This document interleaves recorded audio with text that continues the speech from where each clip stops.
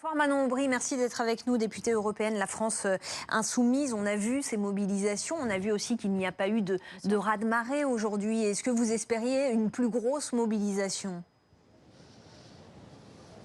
Écoutez, c'est votre interprétation. Depuis un certain nombre de jours, on nous disait qu'il y aurait une mobilisation très faible.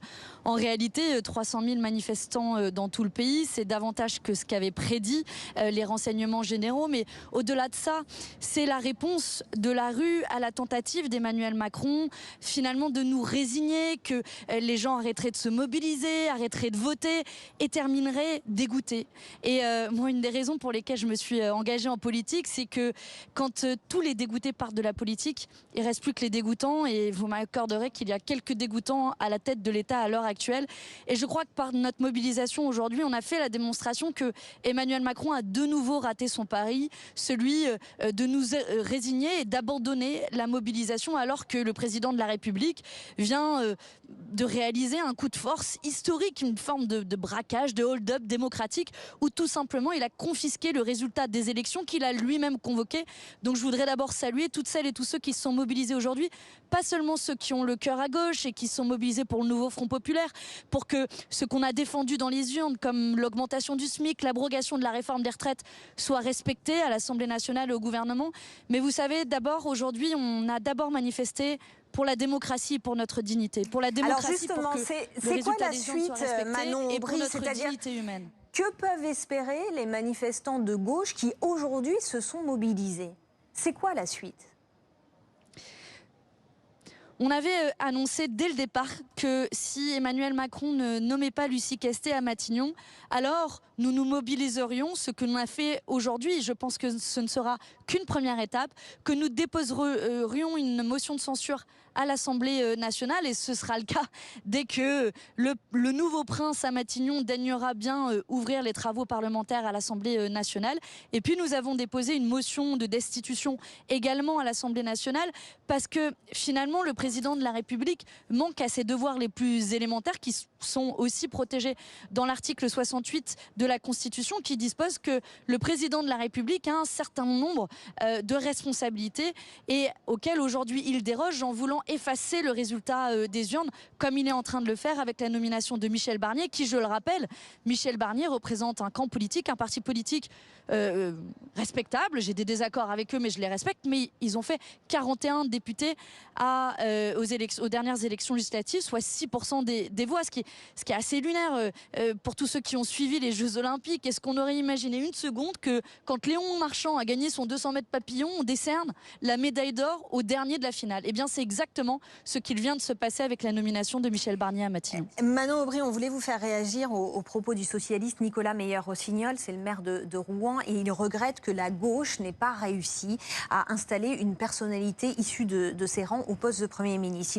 Il affirme que la gauche a une part de responsabilité dans cette situation. Il dit, à force de vouloir une gauche pure, on a eu une droite pure. Est-ce que finalement, en rejetant tout autre, une droite plus dure, est-ce que finalement, en rejetant tout autre profil que celui de Lucie Questé, vous n'avez pas laissé Matignon à la droite?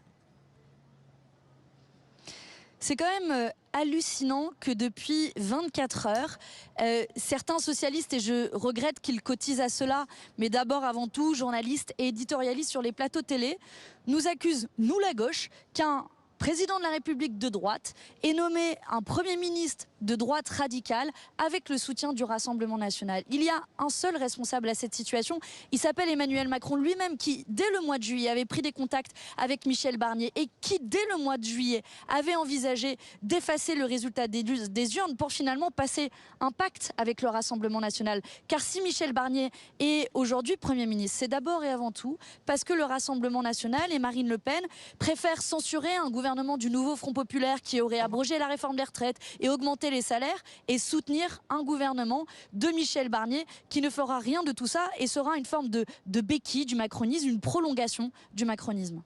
Est-ce que vous espérez, Manon Aubry, voter une motion de censure aux côtés du Rassemblement national pour renverser le gouvernement Barnier? Nous avons dit depuis le début qu'à partir du moment où le résultat des urnes ne serait pas respecté, nous déposerions une motion de censure. C'est ce que nous allons faire dans les prochains jours dès que la session parlementaire aura commencé. Et ensuite, à chacun des groupes parlementaires de prendre ses responsabilités. Sont-ils du côté de ce gouvernement qui est la poursuite du macronisme? On en a eu aussi quelques indices. Le directeur de cabinet de Michel Barnier, qui est l'ancien directeur de cabinet de Bruno Le Maire. Toute une pelletée de ministres qui veulent rester au gouvernement et une continuité de cette politique sociale qui a fait tant de mal aux gens. Eh bien, ce sera à chacune et à chacun de se positionner. Et on a déjà un indicateur avec le Rassemblement national qui est devenu une forme d'outil au macronisme pour se poursuivre en l'état.